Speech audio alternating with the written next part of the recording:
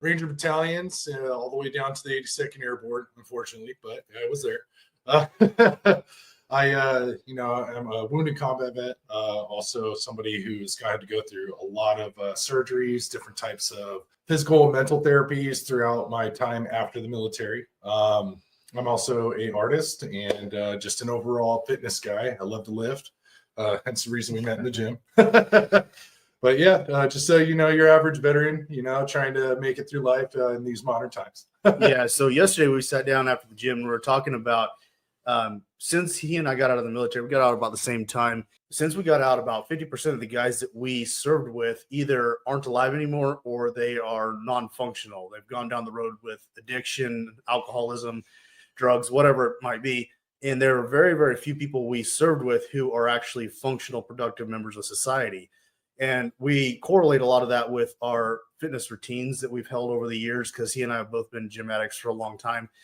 And that's really helped us to recover from not just injuries, but also mentally getting back into a place where we can actually be, productive citizens of society and have a fulfilling life. And so we want to talk a little bit about that today to help other guys who maybe from our generation or maybe the generation coming up on retirement or ending time in service, and some things you guys could do to help yourselves. One thing I know, like Chris and I have talked about, is after being in the military for a number of years, a lot of guys get out and you kind of hit this brick wall with the civilian world. And it's like you no longer have a mission. You no longer have a purpose. And being able to find that again is vital, I think, before even getting out of the military.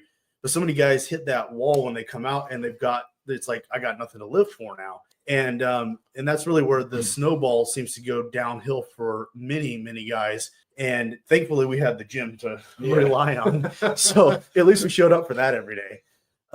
But Chris, you want to maybe share some experiences with that? Yeah. So, when you're in the military, everything you do has a purpose. I mean, from, when they play reverie all the way down to like how you address people, how you go by your uniform. I mean, it's by the inch, how you dress every day.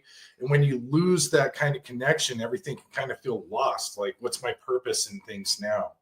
And, one of the biggest things that I've come across after these guys get out is like the immediate addictions. I mean, it comes down to drinking or maybe even smoking weed, sometimes cocaine, horrible things, and one of the biggest things I have seen is the suicide rate. It is absolutely massive as soon as these guys get home. And I mean, we're not talking these long drawn out periods of time. We're talking within the first 6 months of these guys getting back. They have no idea what to do, and their only permanent solution to a semi-permanent problem is to take their own life. Right. In reality, there's so many things you can start to enact to give yourself purpose, also like a military drive.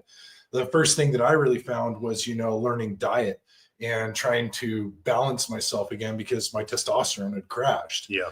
And, I had gone so hard, so long in so many foreign countries and came home that, now I went from being the stud down to, hey man, like you're falling apart.